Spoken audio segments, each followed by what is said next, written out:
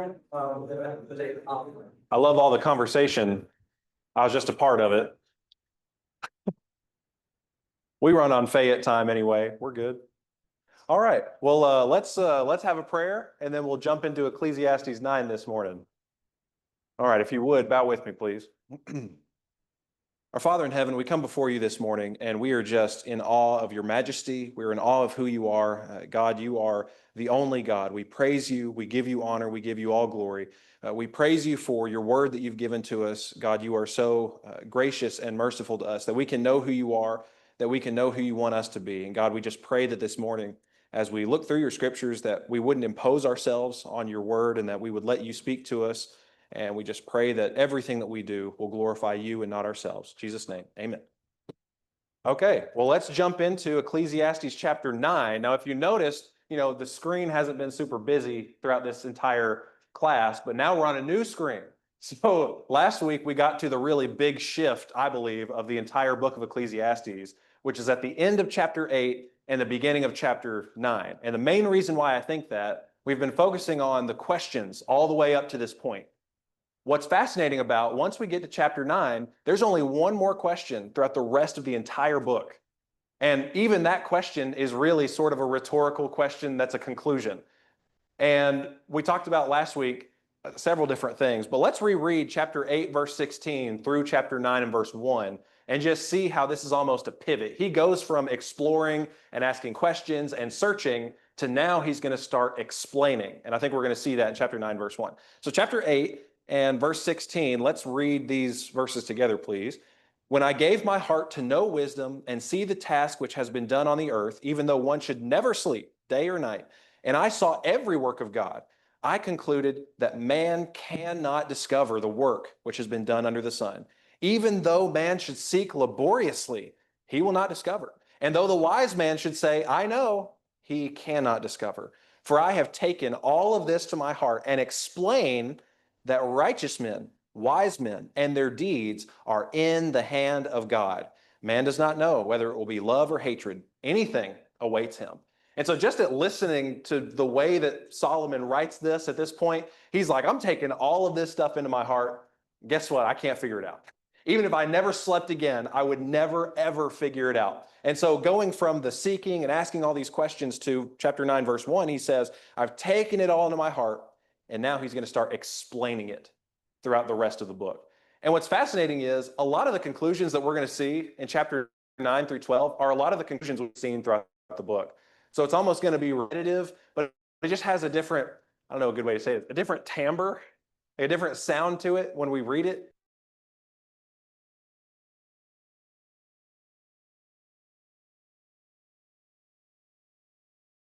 Thoughts or questions on any of that before we keep going? Okay. Well, one of the things that's fascinating about this, he says, even if a wise man, wisdom has been touted, even if a wise man should never sleep and search all these things and say, I know, he can't figure it out. Even then, he can't figure it out. And so one of the things we talked about at the end of last week, chapter 9, verse 1 is so important because Solomon comes to this conclusion that righteous men, wise men, their deeds are in the hand of God. One of the things that we've seen throughout this entire book so far is it's almost like Solomon has been separating life under the sun without God versus when God comes into the picture. And now that we get to chapter 9, verse 1, he's saying everything's in the hand of God. You can't separate life under the sun from God because everything under the sun is in his hand. But that doesn't mean, if we look at chapter 9, verse 1 and the second half of verse 1, that doesn't mean that everything's going to be rosy and hunky-dory and everything's going to go well for you. And we've seen that throughout the book. We're going to see it some more today. Because he says, even though it's in the hand of God, look at the end of verse 1. Man does not know whether it will be love or hatred. Anything awaits him. It doesn't mean that everything's going to go smoothly. Man doesn't know. And we're going to see that as we continue to go on this morning. Okay, any thoughts on that before we get into the next couple verses? Okay, well, let's dive in. Let's do chapter 9. Let's look at verse 2 through 6. Verse 2 through 6. And we're going to see exactly that point being made. Just because life under the sun is in the hand of God, that does not mean that everything goes rosy for all people. So look at verse 2. It is the same for all. There is one fate for the righteous and for the wicked, for the good, for the clean, and for the unclean, for the man who offers a sacrifice, and for the one who does not sacrifice. As the good man is, so is the sinner. As the swearer is, so is the one who is afraid to swear. This is an evil in all that is done under the sun, that there is one fate for all men. Furthermore, the hearts of the sons of men are full of evil, and insanity is in their hearts throughout their lives. Afterwards, they go to the dead. For whoever is joined with all the living, there's hope. Surely a live dog is better than a dead lion. For the living know they will die, but the dead do not know anything, nor have they any longer a reward, for their memory is forgotten. Indeed, their love, their hate, their zeal have already perished, and they will no longer have a share in all that is done under the sun. So in these verses here, but before we even keep going, I'm going to come back to this at the end of the section. Is anything that we just read new to the book of Ecclesiastes? No, it's not new at all. But again, we're going to see it has just a little bit of a different flavor to it. I don't even know if that's a good way to say it, but it's a little bit different at this point in the book than where we've seen this before.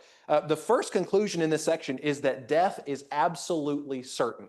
No matter what kind of life anybody has lived, death is absolutely certain. And so that's where we get this, by the way. Death is certain, but life is uncertain. We're going to get to the life is uncertain part here as well. But one thing that is absolutely certain, what does it say here in verse 2? For the righteous, for the wicked, for the good and the clean, for the unclean, death.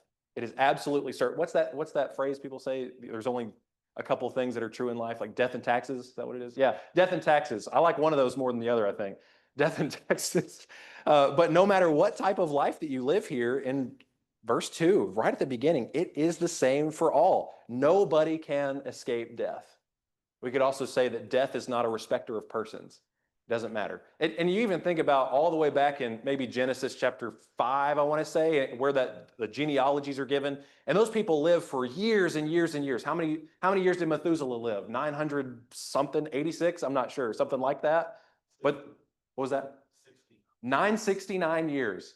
And then what's the last phrase there? And he died. Even if you live 969 years, and he died.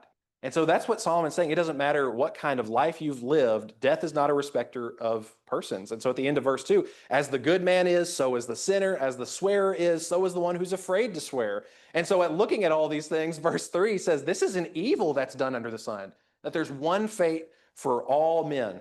And he says further, the hearts of the sons of men are full of evil, and insanity is in their hearts throughout their lives. Afterward, they go to death. So you just imagine the most vile, despicable person that you can think of. Maybe we shouldn't do that, but let's just do it anyway. Think about the most vile offender that you can think of, the most despicable human being. They're going to die just like I am. And for probably all of us in the room, we're people who are striving not to be like that. We're striving to conform ourselves to the image of God and become like Jesus every day. And in all of that striving and all of that change that we make in our lives, we're going to die in the exact same way that the most evil and despicable person is going to die. And so Solomon's looking at this, he says, how does this make sense? Everybody dies the same. Death isn't a respecter of persons. It's absolutely certain, and nobody can escape it. I really appreciate verse 4 here. We'll talk about this a little bit more, but verse 4 is that those who are living are better off than those who are already dead. Those who are living are already better off than those who are dead. He says, whoever's joined with the living, there's still hope for you. Even if your heart is full of evil and insanity, in the end of verse 3, if you're still living, there's still hope for you. You can still turn it around. You can still change your life. But once you're dead, there's no more room for anything. You're dead. You're done. And I really like this phrase at the end of verse 4. Surely a live dog is better than a dead lion. I love this phrase. And we think of dogs very differently than those people there thought of dogs. Dogs were vermin in the ancient world. They were scavengers. They ate dead bodies. They were just absolute vermin. And so what Solomon is saying here, it is better to be alive and be considered scum or vermin, a scavenger, somebody who eats dead bodies, than to be a dead lion. Now you think about a lion, that's a symbol for strength. A lion's whelp is a symbol for strength. It's a symbol of royalty oftentimes. And so even if you're a lion, Solomon's saying you can't escape death.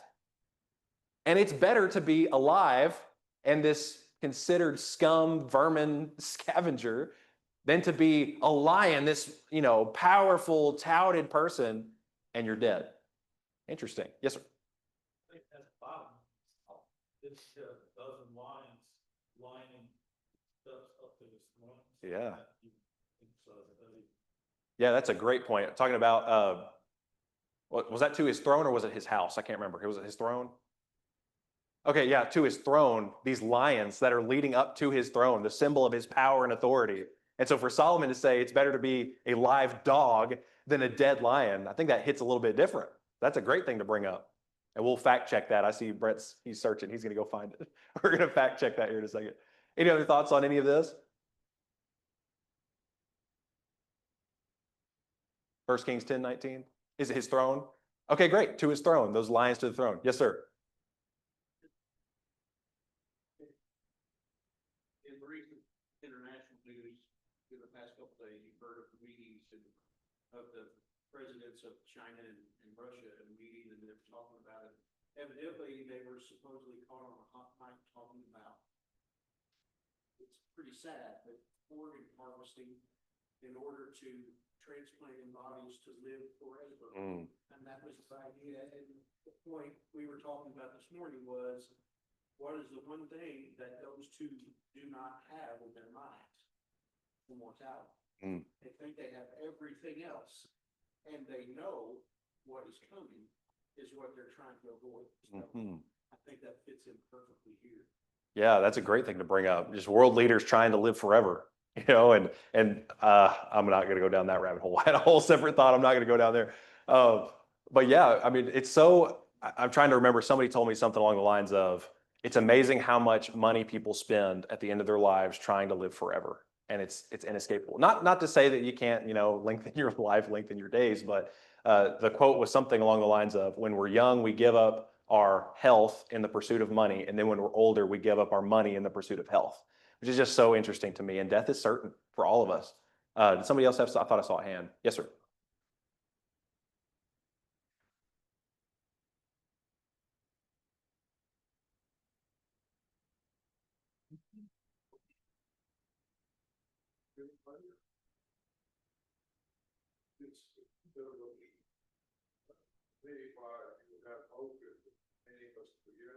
Yes, absolutely. That's such a great question. So in verse 4, David's asking about what's this hope in? What's this hope for? And I think that's what makes this section different from what we've seen in previous chapters, where Solomon says some very similar things. And I think there's going to be a shift when we get to verse 7 that's going to change. And this is what that hope is in.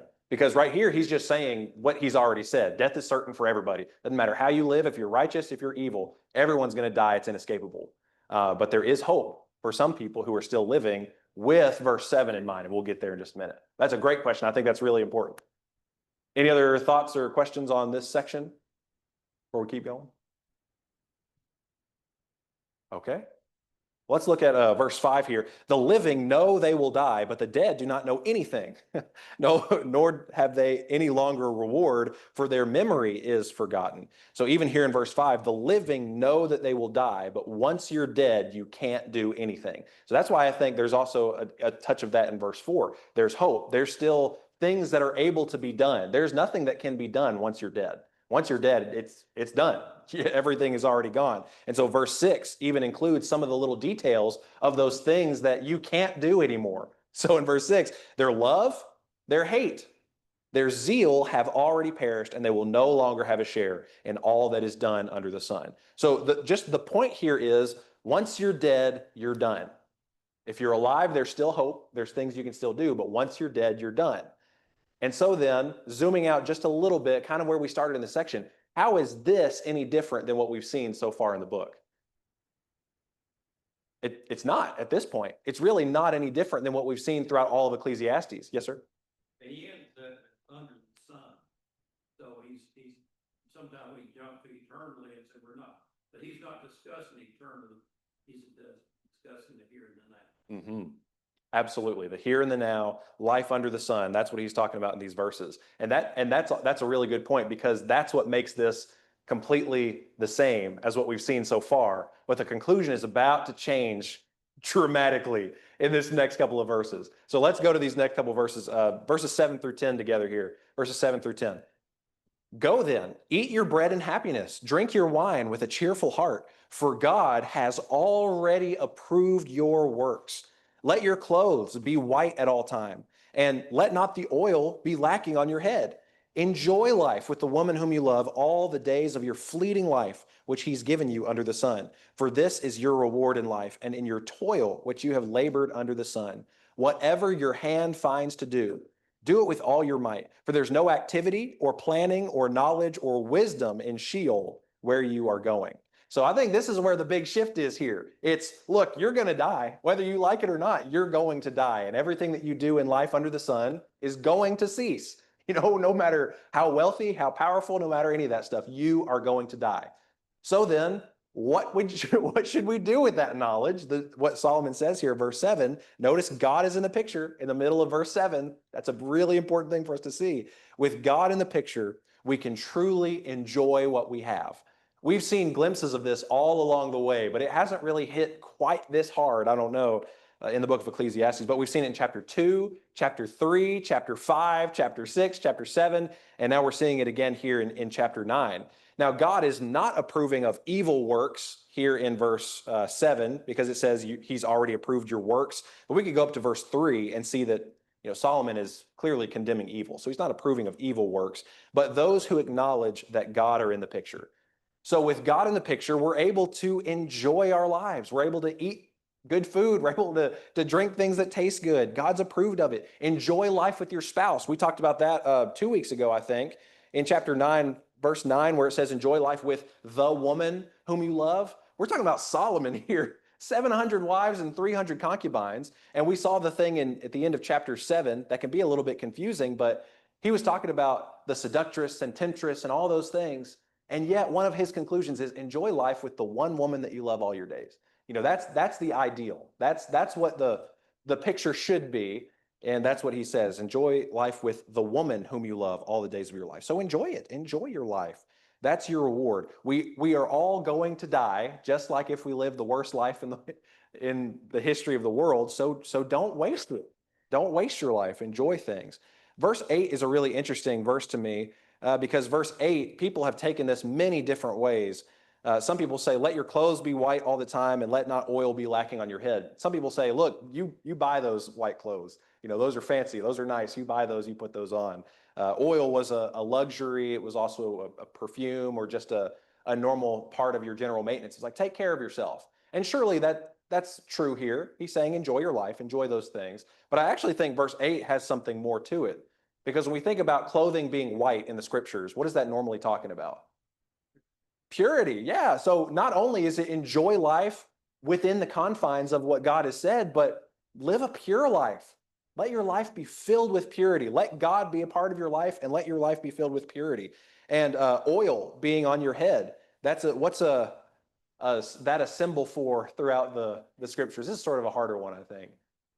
Anointing, yeah. And usually that anointing is a symbol of God's faithfulness to somebody and that they are going to be faithful to God. So live your life full of purity and full of faithfulness to God. Let him be in the picture. And when he's in the picture, you live with purity and with faithfulness. That just changes the good things that you enjoy, doesn't it? It just changes the way that we view everything. We talked about all the way in chapter 1 about looking at a beautiful sunset. If this world is all there is, that sunset is just nitrogen and helium and all those things doing what they do and light hitting in a certain way. And yeah, it's pretty, and then it's gone like that. You want to see another one and it's gone.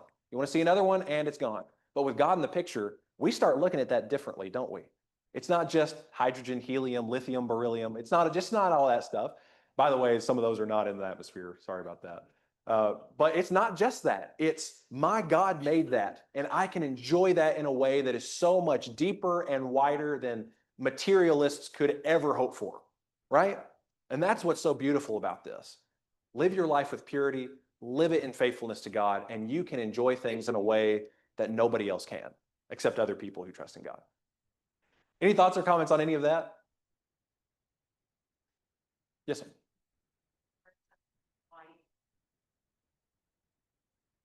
If you are pure, then you are wearing things that are conservative. Yeah. So a lot of times, as a young girl, I was always taught dress the way you should dress. And I think that goes along with that how we dress speaks a message who we are. Yeah. Yeah. Just how we dress is a message of who we are to other people. I think that's, yeah, yeah, yeah. And I think that's a really good point here too, because it verses 7 through 10, I'm going to say 7 through 10. I'm going to say some things that could be taken out. Somebody might cut this clip because we're on video. Somebody could cut this clip and be like, David said, you just live your life to the full and do whatever you want, unrestricted, whatever. And that's not what these verses are talking about. This is with God in the picture, within the confines of what God has said. And so that's a really good point. Any other thoughts on these? Yes, sir. It makes me think of Christ with Mary and Martha, and when he tells Martha, stop busying yourself with all this and focus on what brings fulfillment too. Like there is a time for both. He doesn't say not one part, kind of like you're saying, you clip it out of context and hear one with another, but of course it's Solomon, so there's always a both and situation going on. But just that story of Jesus like saying like focus on the things that are important now, and it's okay to like take a break and enjoy and find fulfillment here as opposed to always busying yourself. Go, go, go, go, go. Yeah. Yeah, sure. And we're going to see that in verse 10, I think, too, because there's going to be maybe some mundane things that are even included in verse 10. Any other thoughts? We'll keep going. Okay. Well, one of the reasons I didn't talk about verse 10 in depth yet is just like a couple other times that we've seen in Ecclesiastes, sometimes verse 10 is paired with verses 7 through 9. Sometimes it's connected with that. And in some other translations, verse 10 is connected with verse 11 and 12. And so I don't know. The thing that makes these difficult is whichever group it's in, it's true. And we can go to other passages in other places to prove that it's true. And so I'm going to try and bring it out both ways. I think both are true. That can be kind of hard. But if we include verse 10 going along with this section that we just read, verse 10 says, whatever your hand finds to do it with all your might. For there's no activity or planning or knowledge or wisdom in Sheol where you are going. And again, this is sometimes paired with verses 1 through 9 and sometimes paired with 11 through 13 to 11 through 18. And because we know that each and every one of us is going to die, and here with God in the picture, life is too short to do things halfway.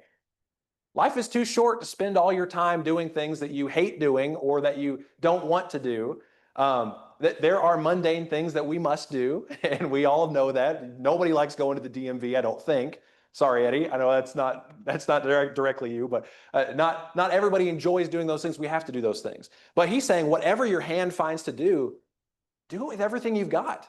You know, here at the end of verse 10, he says, there's no activity or planning or knowledge or wisdom in Sheol where you're going. Just like back in verse 6, where it says their love, their hate, their zeal, they've already perished. It's already, once you die, that stuff is gone. So go ahead and now do your activity, do your planning, do your knowledge, do your wisdom here on this earth while you can, because once you're dead, you can't. So it's not worth doing things halfway. And so this could be applied to many different areas, and people apply it to a lot of different areas. This could be applied to a very secular, worldly job. There's nothing wrong with working. And he's saying, if you've got a job, whatever your hand finds to do, go for it. You know, like really give yourself to it. Don't just do things halfway. Life's too short to do it like that.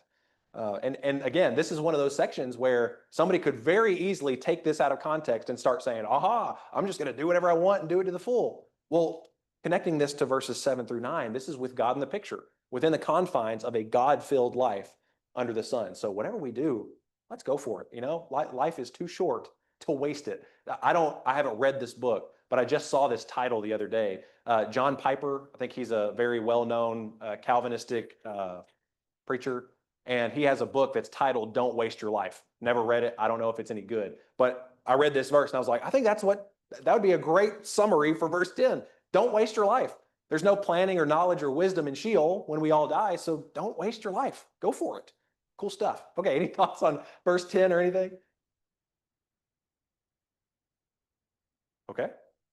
Well, then let's keep going here. Let's read verses 11 through 18. 11 through 18. Verses 11 through 18.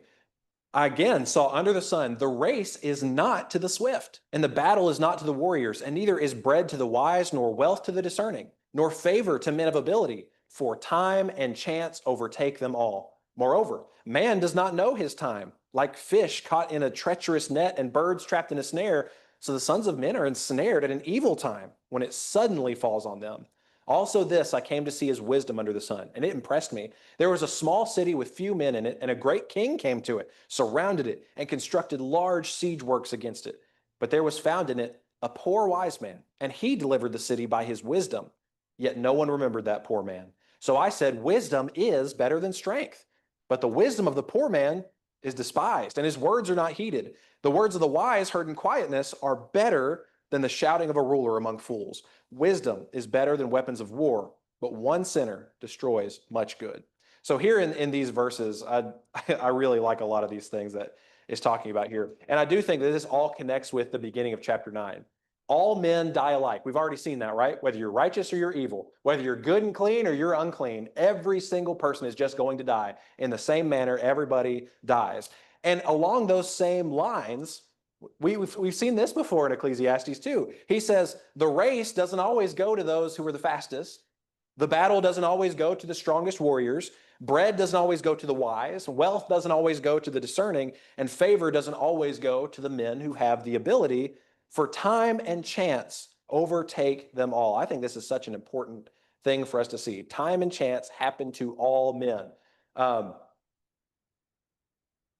Let's talk about this a little bit, and then we'll get back to that, the time and chance thing. I think that's really important for all of us Christians to understand today. Time and chance come to all men. Let's talk about our job. If we try to connect verse 10 with this section, if verse 10 is a worldly job that you have, you get your job and you learn your job and you are the best person who does your job in your entire company. You are the best person. Does that guarantee that you're going to be the one that gets the promotion? No. Does it guarantee that you're going to be the one that gets the raise? No. Sometimes it's nepotism, sometimes it's political maneuvering, sometimes it's whatever it is, but it's not always the person who is the most deserving that gets that raise or that promotion or that whatever the excelling track is. And do what? Keeps their job? What was that? Yeah, you might not even get to keep your job. That's a great point to bring up. Absolutely. You might be the best person at that job and you might not even get to keep it. So yeah, that's a great point to bring up. And so Solomon's looking at this. It's like, what's going on here? And we've seen this before in the book of Ecclesiastes, but he says time and chance overtake them all. Things happen to people. And furthermore, verse 12, he even mentions nobody knows what time their death will be. We all die alike, but we don't know exactly when our deaths will be, but they fall on us suddenly, and it suddenly comes upon us. Time and chance are very, very real. And I think sometimes in Christian circles, I was just talking to Ben Kimball about this the other day, so I haven't even clarified my own thinking on this. Sometimes we almost get very deterministic when we talk about God being in our lives. Sometimes we say, well, God has a plan for my life. And so that plan is going to happen no matter what. And I would say, absolutely, God does have a plan for your life, but it might not be what we think it means. Because it's easy to talk in extremes about this, so I'll talk in extremes about it. You've got a man who sits on a street corner every day and does absolutely nothing and says, well, God's got a plan for my life. No matter what, this is going to happen. Well, if you're not active in it, you're just going to sit on that corner for your whole life. And here, sometimes we say that, oh, this is part of God's plan for my life, when really the reality is you made a bad decision and messed up something in your life. So again, in extremes, it's really easy to think about this. So if I'm all of a sudden, God's got a plan for my life, so I'm going to go do all the drugs I can do and drink myself silly and do all these things, well, that's probably not a good decision. But then on top of that, you've got time and chance here that overtake. So let's say that you are the best person in your job, like we've been talking about, and then, I don't know, this is a terrible example. I'm not even going to go there. But time and chance happens to everybody. You don't know what's going to happen. Sometimes we say, oh, this is God's plan for my life, and it's somebody else's free will, the decision that they made not to promote you, that you don't get that promotion. We'll say, well, this is just God's plan for my life. And certainly God is in our life, but we have to think about that free will of that other person. This gets really complicated really quick. I mean, it really does. I see some people looking at me real weird. I figure that's what it's for. Are there any thoughts or comments on any of that before we keep going?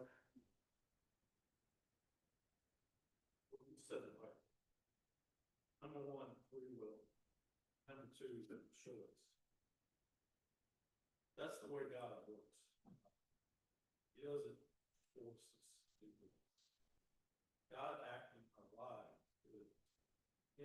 putting a decision point on it.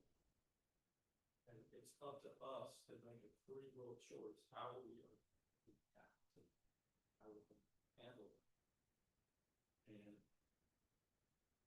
that's the way life is. Period.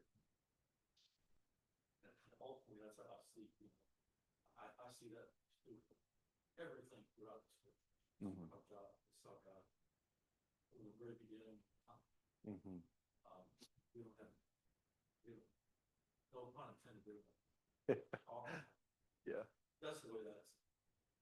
Yeah, free will and choice are certainly important. Then this is where it gets sticky with me, and I'll just tell you because this is part of this. As you think about the story of Joseph, where you have the free will choices of Joseph's brothers to throw him in, was it a well or was it a pit? I can't remember.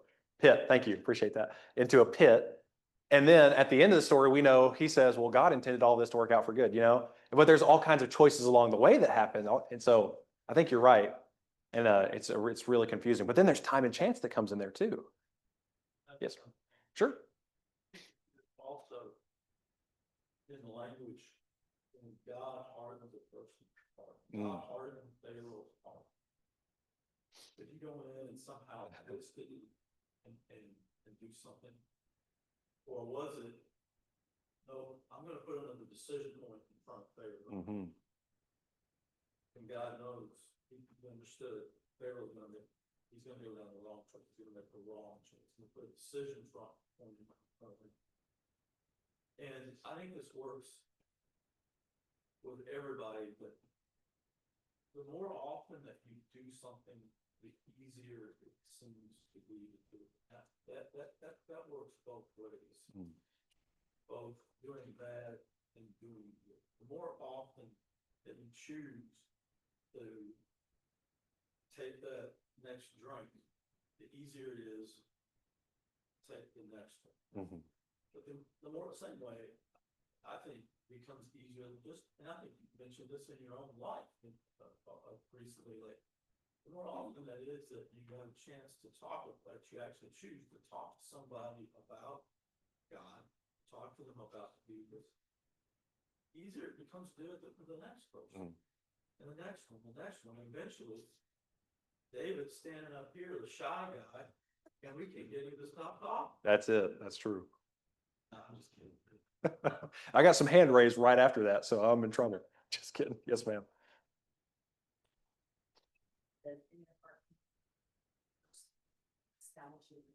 Yeah. Yeah. She's doing something changes for the better. Yeah. They don't get a job and then open them a door window. So I feel like that's why people, they want to have faith that something that can go their way. God's ways are higher than our ways, and there's a better thing out there. So that's not me through. Yes. And the hardest part about it is that's true. Like God does work in our lives in ways like that, in ways that we might not even know or understand. And so that's what makes it hard. I think a better example, I was just thinking about this, a better example of time and chance. So I'm getting ready this morning, and one of my daughters is taking extra long to get ready for whatever reason. And so we leave 5 minutes later than I wanted to. And here comes this drunk driver who 5 minutes ago wasn't on the road, but now they're on the road, and then I get hit and I die in a car wreck. That's some time and chance that happens based on choices that people make. And I don't think anybody would say, well, that's God's plan for your life, that you die in that way, David.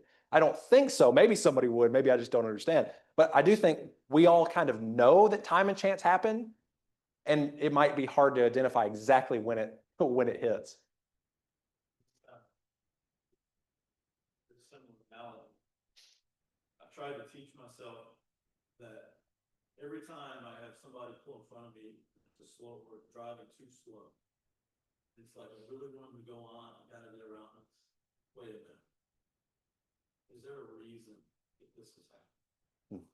If I pass this car, is there something out there in front of me that is gonna happen to me? Maybe there's a reason that I just got slowed down. I know that it's get us off topic, but that's the way that I kind of calm myself down when the car in front of me is not fast enough.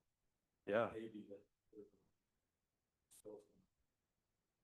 And that's very much like Mordecai in Esther, where he says, if you don't act, salvation is going to come from the Jews or for the Jews from somewhere else.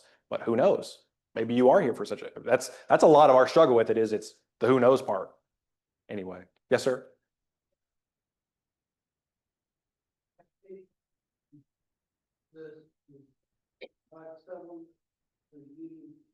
His wisdom and our choices. Mm-hmm.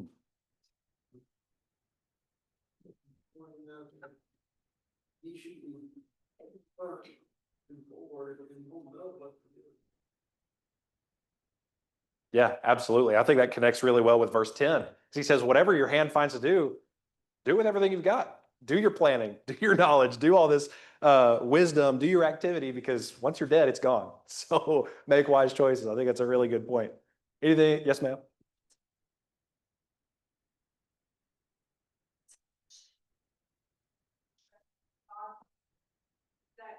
Allow the Spirit to guide you, right? Looking for those answers, and just knowing that, just knowing the good and the bad. That's Him. Mm-hmm. You know, that's happening here. That's making us stronger. You know, preparing us. Mm-hmm. Absolutely. Somebody else have a hand up? Yes, ma'am. Oh yeah. Like some of the back. Like really bad luck that all of his kids are together and Right. a house falls down. That just sounds like bad luck if you don't know what's actually going on. But at the same time, we see that God is still completely in control and putting parameters on we can't touch go. And so like we don't know what God is thinking and doing and what's going on in front of us. Mm-hmm. And so I think for me at least, I take that we need to be like really cautious when we start to sell things to God. Because it could be, it could not be, it could be just time and chance or sit and take me, way to get time and chance. We don't really do. Yeah. Yeah, that's a good point. And it's funny, I just said it, and I didn't even mean to bring this up, but I find in my own life, I come back to Esther a lot and start going, who knows? Who knows? So I'm going to be wise in my decisions and let's go for it. You know, whatever my hand finds to do. Yes, sir.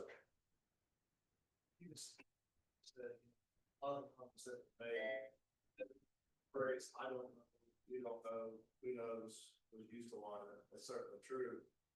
It says, to me, that always just comes back to trust. And I like what Brett said, a lot of it, I think there's a reason I'm being held up in traffic today, and just being open to that is really, really important. Maybe sometimes there is reason, maybe it's not, maybe it's just kind of cutting me off.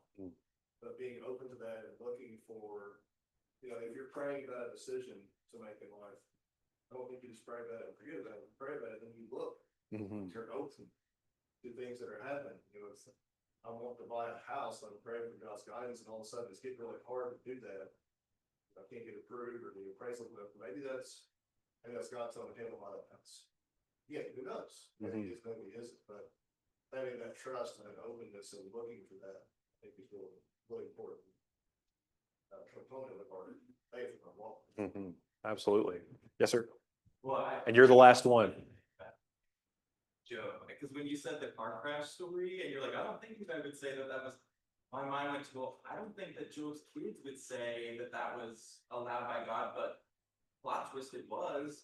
And so I think sometimes we put ourselves into the position of this is all about me, and we become the main character in a way that is actually discrediting the kingdom and God's will at large, Yeah. and it's submitting our will before His. And so that's where I think like the determinism of it all, be careful sometimes too, and thinking like, I am just one member in a body that is much bigger, in a plan that is much bigger than that. So if things don't go my way, you know, maybe it wasn't for my benefit to begin with, because it's not all. Yeah, main character syndrome is real, isn't it? Yeah, for sure. Okay, let's keep going here. Let's finish chapter 9 here. Verses 13 through 18, I think is almost an example of exactly what Solomon has been saying about how it's not always the person who deserves the victory that gets the victory. Because here in these verses, he says, I came to see his wisdom under the sun and it impressed me. So wisdom we've seen over and over again. Wisdom is good. But verse 14, there was a small city that has few men in it. I mean, this is just tiny city, few men in it. That means few fighters, few warriors to defend the city. But then a great king. I mean, this is a dude. He came in, he surrounded it and constructed. It doesn't just say, he laid up some siege works. It says large siege works. So this is a massive invasion from a massive king with a lot of authority. But yet, verse 15, there was a poor wise man, and he delivered the city by his wisdom. So wisdom is good in this scenario. Wisdom is powerful. It's more powerful than these large siege works. And yet, verse 15, no one remembered that poor man. So you got this tiny city, few men in it. You've got this poor wise man who saves this entire city. Makes no sense, right? This makes no sense. But by wisdom, he delivers the city and nobody remembers him. So Solomon says wisdom is better than strength. Wisdom is better than those large siege works. And the victory was won by wisdom. Wisdom is good. But the wisdom of the poor man is despised and his words are not heeded. So this wisdom was unpopular, even though he just saved the city. His wisdom was unpopular. They didn't even listen to him. Well, it does sound like Jesus. That's great. John 1, where he says, he came to his own and his own did not receive him. Yeah, absolutely. Verse 17, the words of the wise heard in quietness are better than the shouting of a ruler among fools. So again, throughout Ecclesiastes, we've seen wisdom is good. Wisdom is good. Even if it's under the sun, wisdom is good. And the wise words that are heard in quietness are better than the shouting of ruler among fools. Have you ever noticed where, it's funny because I'm up here talking, the people who do the most talking a lot of times usually have the least to say? That sounds terrible. Maybe you're at work and the person who, as soon as they get aggravated by something, they're popping off, they're letting everybody know about it, and everybody's just saying, please stop. Let's hear some wise words in quietness and not the shouting of rulers or fools, right? Well, in verse 18, wisdom is better than weapons of war, but one sinner destroys much good. So wisdom is still beneficial. Wisdom is still better than the weapons of war. Even if you don't get the acknowledgement, the honor, or are given the victory by other people, the honor you deserve, wisdom is still better because that poor wise man still delivered that city. This guy deserves to be the king of this small city, doesn't he? I mean, that's what he deserves. But just like Solomon just said, the victory doesn't always go to the one who deserves it. The race isn't always to the fastest. The victory doesn't always go to the strongest. That was one thing up in verse 11, and that's exactly what we see down here. But wisdom is still good. But then he says, one sinner destroys much good. Okay, well, I think this is an unfortunate chapter break because we're talking about wisdom, and chapter 10 is going to talk a lot about wisdom. And so, Lord willing, we'll do that next week. Thank you all for your comments.